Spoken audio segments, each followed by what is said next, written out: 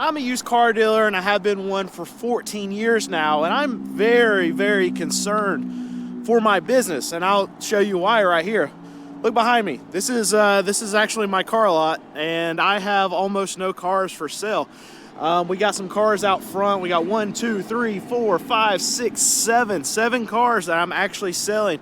I know a lot of you know what my car dealership is. When we check the website, you can see we only got like 7 cars for sale. I'm very, very concerned. So what happened was that, okay, about 2 months ago, we had 150 something cars. But we just went through spring selling season, and a lot of other car dealers went through the same situation that we went through where, okay, loaded up on some cars, had more than what we usually have. Typically throughout the year, I'll have probably 80, 90 cars. And for tax time for spring selling season, I'll load up, and I want to have almost double that. I didn't get to that, but I got a little over 150 cars. But we moved through just about all of those cars in a short amount of time, in about a month and a half. And now we're stuck with a situation that usually happens in the car market where, okay, so yeah, we sell all of our cars, but we can't really go back and replace those cars right now at auction because a lot of other car dealers did exactly what we did, sell a lot of cars, and now prices are elevated. And I sell cars that are $5,000 and under. That's where my niche is, and that's why we do very well during this time of year. But other car dealers that are buying similar type of cars, well, they'll go and they'll pay elevated prices right now because they want to rush and reload their lot. I'm not going to do that. I'm not going to pay those prices. So usually what we do is we go on vacation for just a couple weeks, maybe 3 or 4 weeks of really trying to pound it and buy cars. We don't go on vacation from actually working. We go on vacation from buying cars. We'll go and maybe typically we'll buy like 15, 20 cars a week, but now we're buying like 3, 5 cars a week. We're just buying really whatever falls through the cracks right now.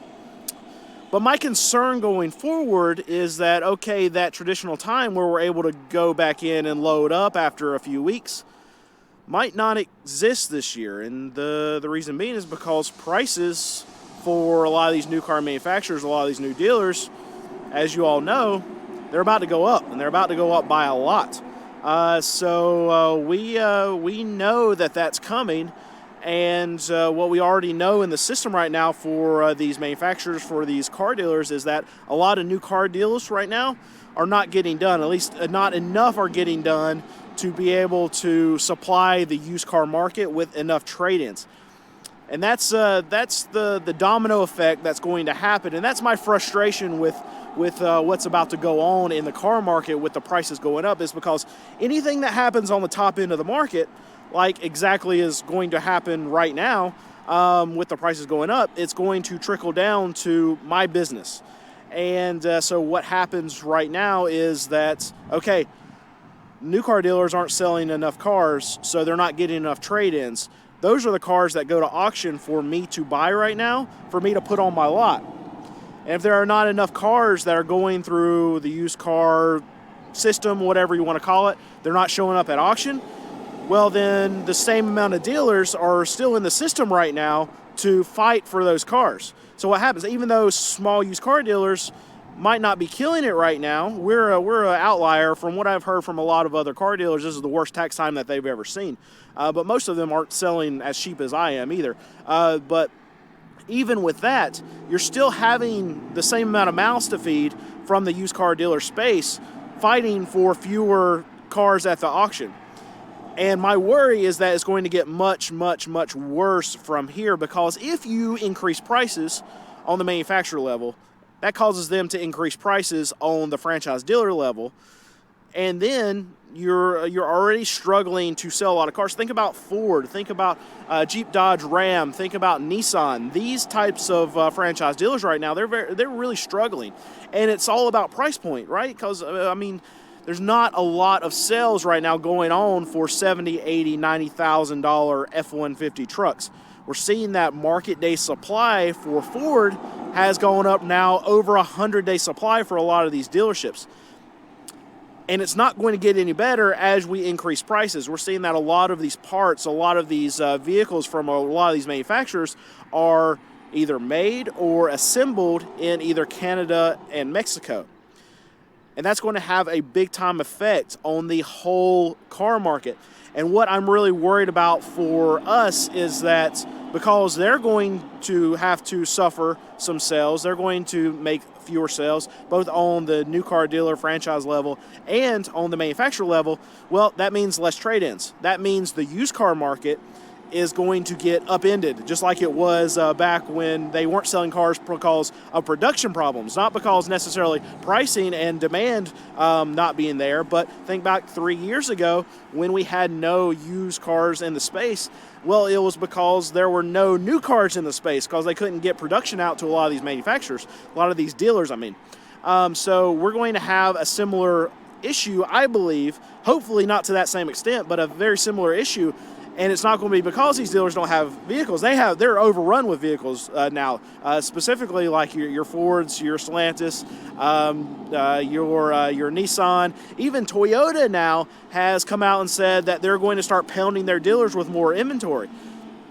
Even with all that happening, the demand is still not going to be there, and we're going to have prices that go up. Well, what's that going to do to demand? That's going to make it even worse than it is right now. So that means way fewer trade-ins for me. That means fewer vehicles for me. And right now, when I don't have any vehicles anyway, and then we're taking even more supply out of the system for the used car side, well, I got to figure something out. And to be honest with you, I don't really know what we're going to do. And there's going to be a lot of other car dealers that are in a situation like this. And just think about the broader market in general, not necessarily even the car market, but you're having tariffs that are going to hit a lot of different types of goods as they come into effect, as maybe we get some kind of escalation in some kind of trade war. Well, it could have the inverse effect of what this administration is actually trying to do. I understand what they're trying to do, trying to bring more jobs back into the U.S., bring more production back into the U.S. Great, that's a good goal. But before that happens, what it could cause is, okay, think about a small business like myself. Prices going up, product gets scarce, or product gets too expensive where I can't afford it anymore, or I can't buy it to where I can actually make a profit. Well, then what does a small business owner have to do if they're not well funded, if they're not shored up to be able to survive months and months and months of either product that's too high or product that's not available? Well, a lot of them have to go out of business, and for our case, we have seven teammates. That's 7 employees total that's within our business. And if a business like mine, they can't survive that, then, well, people lose their jobs. So all these tariffs, which have the goal of, in the future, bringing a lot of production, a lot of manufacturing, a lot of jobs back to the U.S., in the short term right now, it can have a big inverse effect where you can have small businesses just like mine actually go out of business, and that causes job loss. And on top of that, all the uncertainty can cause people to hold on to their money a lot more. We're seeing this a lot in the news. You hear it a lot about the stock market, a lot about other industries, just not the car market, that, okay, spending is going to be a lot less now because there's so much uncertainty. And then when you get that happen, well, you have stock market prices that go down, the share prices go down. And then when you have that, you have this thought of wealth that a lot of people that do spend money, well, that kind of gets evaporated. So they start not spending as much money as they did. And that can cause companies to actually then have real pain. And then they have to lay off workers. They have to cut expenses. They have to figure out ways to save money. So companies then start spending less money, and it's just a massive domino effect. So if this psychology continues to work itself out in the market, it's more like a self-fulfilling prophecy, right? So recession might be coming, but because it might be coming, because of all this uncertainty, people will spend less money, businesses spend less money, businesses then make less money, then they have to lay off workers, then it becomes a reality. When people start losing their jobs, that's when the recession starts to kick in. So I love wanting to bring more jobs back into the U.S., but in the short term, it's going to be painful. And you know what? I need a thumbnail. So let's get down here. I'll bring you into this process. Thumbnail is the picture that you click on, and I'm going to need to show that we have no cars. So what we're going to do right here is do this, and I'm going to look back here. There's the thumbnail, and then up in big letters, it's probably going to say no more cars, something like that. But that's my worry. And if you like this the style of content, the no clickbait kind of stuff, and then just me being real with you and showing you what I'm dealing with and what's going on in my car lot, make sure you subscribe. This is a new channel. You probably are not subscribed. I can see it in the numbers. But thanks, guys.